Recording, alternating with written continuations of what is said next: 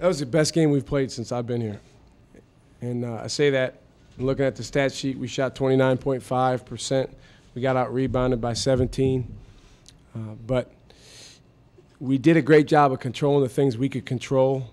Our guys showed an unbelievable level of resolve, even when there was a lot of frustrating things going on, missed shots, balls not going down that normally do. In the past, we've cracked in those moments. And I think our guys, particularly our seniors, and it's odd to say this about seniors, but I think they grew up tonight, and they made some huge plays, none bigger than the three by Joey to take the lead. Questions for Coach Smart? Coach, what changed in that run for you guys? You were down 38-30, and then you were able to take the lead. What changed in that? Well, we turned them over. And what we did in the second half, about midway through the half, we switched to our diamond pressure. We had been pressing them man-to-man, and it was effective. It warmed down a little bit, but they did a nice job breaking the press. But when we switched to diamond, we got some great traps early in the press, right in the corner there, and it allowed for some turnovers.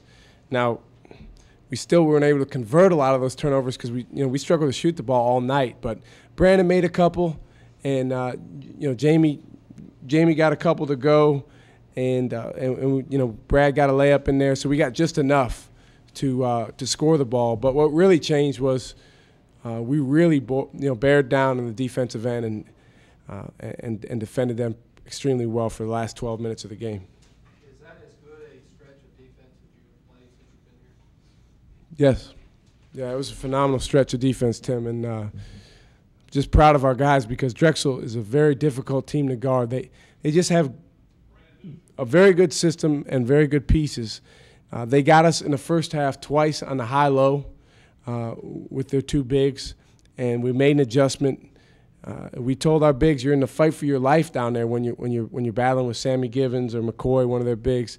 And then when they flashed with the other bigger guy, we had to take away the high-low pass. I thought our guys did a great job of pressuring that pass, not allowing it in. Bradford Burgess had the best block out I've ever seen him have down the stretch, allowed us to get a big-time rebound. The one where Skeen got fouled. So couldn't be more proud of our guys.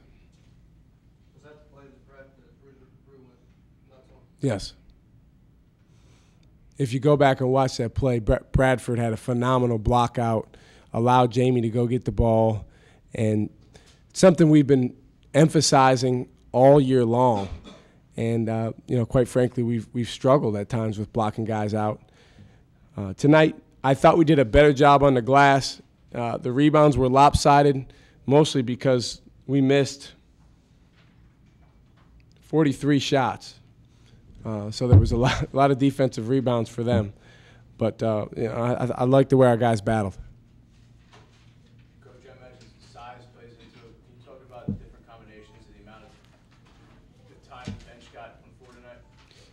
Yes, well, we started big with two traditional big guys and Brad at the 3 spot, and we played most of the first half that way, and I would say half of the second half that way. David Hinton had a career high in minutes. DJ played 10 minutes. Javante gave us good minutes. So, I thought those guys were huge in being able to plug some holes, allowed us to play bigger, and at least stand up to them somewhat in the paint. Sammy Givens is as good as they come, big guys in the league. And anytime a guy averages a double-double and you can hold him to 5 points, you got to feel good about that. Going back to your earlier statement about this being a different night for your team, something you found in coaching, is this something where you build upon, or is this something where you found where you have nights like this where it turns a season where guys don't lose that confidence or don't lose that? Well, it's definitely something, Wes, we can build on, and it's something that I hope our guys understand the magnitude of what they just did, because we just beat a very, very good team, a team that went on the road and beat Louisville in a similar type of game while shooting 29.5%. And I don't think our team a few weeks ago would have been able to do that. Now we got to be able to go on the road and do that. We did it here in the Siegel Center. Now we got to be able to go on the road, hopefully shoot the ball better, but we got to be able to win games like this. Talk about Jeff, Ed, and Brandon, a couple other guys did on pitch Fouch is as good a perimeter scorer outside of Charles Jenkins as there is in the league. And he's an all-conference player, averaging close to 20. For our guys to hold him from 5 from 19 from the field, it says a lot about.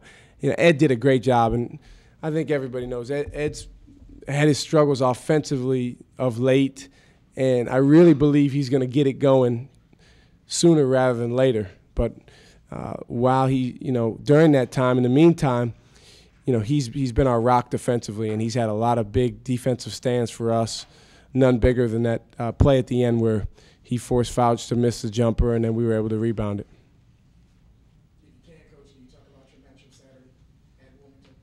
Well, Wilmington is very, very underrated. I think because of who they lost and them having, a smaller roster and a younger roster, a lot of people have overlooked them. But Buzz Peterson has gone in there and done an unbelievable job. He's got those guys playing extremely hard. They've got a great system. They slow the game down, and what they do is they try to shorten the game in terms of possessions. They'll press you with a soft press, so it takes time for you to get the ball up the floor. Then if they don't get anything in transition, they're going to make you guard for 35 seconds.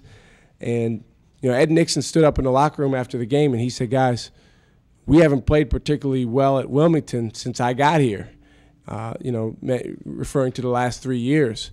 And he said it's time for us to go down there and put our best foot forward. So it will not be easy. I think we all recognize that, but we're excited about the opportunity to go on the road. If I'm not mistaken, Hofstra's the only team in the league now that doesn't have a loss. And it's going to be competitive. There's going to be teams that beat up on each other. There's going to be a lot of games like tonight. We're excited that we were on the good end of this one.